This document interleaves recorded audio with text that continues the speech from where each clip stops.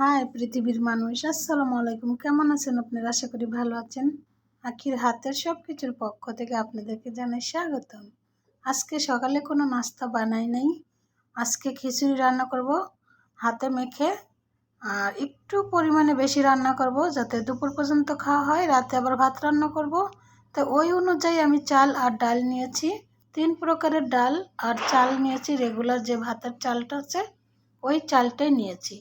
সব মশলা পরিমাণ মতো দিয়ে আদা রসুন বাটা এবং সর্ষের তেল আর সয়াবিন তেল দিয়ে খুব সুন্দর করে হাতে মেখে এই খিচুড়িটা বসিয়ে দিলাম। আজ তো গরম মশলা দেইনি, আমি যে স্পেশাল মশলা তৈরি করেছিলাম ওই মশলাটাই দিয়েছি। একটু সময় নিয়ে খুব সুন্দর করে আমি হাতে মেখে নিই। এভাবে রান্নাটা করলে খুব ভালো করে মেখে পরিমাণ মতো পানিটা দিয়ে বসিয়ে দিলাম। খুবই সকালে এই খিচুড়িটা বসিয়েছি যাতে সকালে নাস্তাটাও খেতে পারে। সকালবেলা এই খিচুড়িটা খাবো বেশি করে পেঁয়াজ আর চিলি ফ্লেক্স দিয়ে লবণ দিয়ে এই পেঁয়াজটা মেখে নিব। এই যে শুটকি ভর্তা করে রেখেছিলাম আর কিছু আলু সিদ্ধ করে রেখেছি, লেবু কেটে রেখেছি। কেউ কি কখনো খেয়েছেন কিনা জানি না, সকালবেলা মাঝে মাঝে খিচুড়ি রান্না করে আলু ভর্তা আর ডিম ভাজি শুটকি ভর্তা দিয়ে কিন্তু খেতে ভালোই লাগে, খেয়ে দেখবেন। এরই মাঝে খিচুড়িটাও হয়ে গেছে, আমি নেড়ে দেখাচ্ছি কেমন হয়েছে। একদম ঝরঝরে পারফেক্ট মনে হবে কি তেলের উপরে ভেজে বসিয়েছি মনে হচ্ছে না, কতটা ঝরঝরে পারফেক্ট হয়েছে দেখতেই পাচ্ছেন। ওইদিকে ভর্তাগুলো সব করে নিয়েছি। তো সকালে নাস্তাটা সেরে এই যে চলে আসবো আবারও চিকেন রান্না করার জন্য। ব্রয়লার মুরগিটা আমি খুব সুন্দর করে ক্লিন করে কেটে ধুয়ে পরিষ্কার করে নিলাম। একটু অন্যভাবে রান্না করব। কড়াইতে তেল দিয়ে এখানে লবণ দিলাম কিছুটা। এই কড়াইতে আমি চিকেনগুলা হালকা করে ভেজে নিব।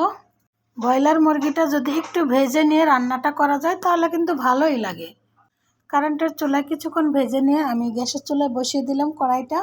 ওখানে কিছুটা ভেজে নিব আর এইদিকে একটি পাতিল বসিয়ে পাতিলে আরও কিছুটা তেল দিলাম, দিয়ে এখানে পেঁয়াজ কুচি দিয়ে পেঁয়াজটা একটু সফট হওয়া পর্যন্ত ভেজে নিব।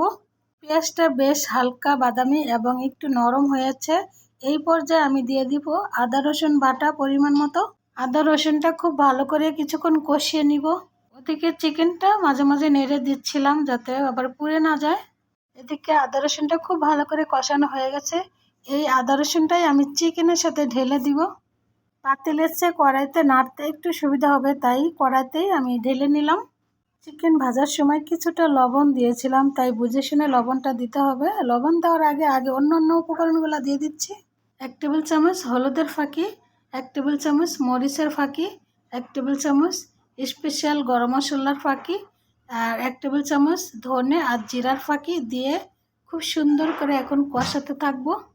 বেশ কিছুক্ষণ এভাবে কষাবো। কষানোর পরে দেখবো লবণটা লাগবে কিনা, আর যদি লাগে তাহলে আবার কিছুটা দিয়ে দিব।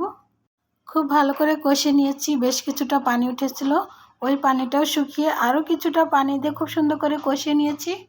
আরও কিছুটা লবণ লাগবে সেটাও দিয়ে দিলাম।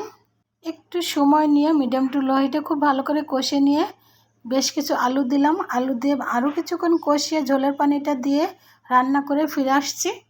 আশা করি এই ভিডিওটা তোমাদের কাছে অনেক ভালো লাগবে, আর যদি ভালো লাগে অবশ্যই আমার পরিবারের পাশে থাকবে।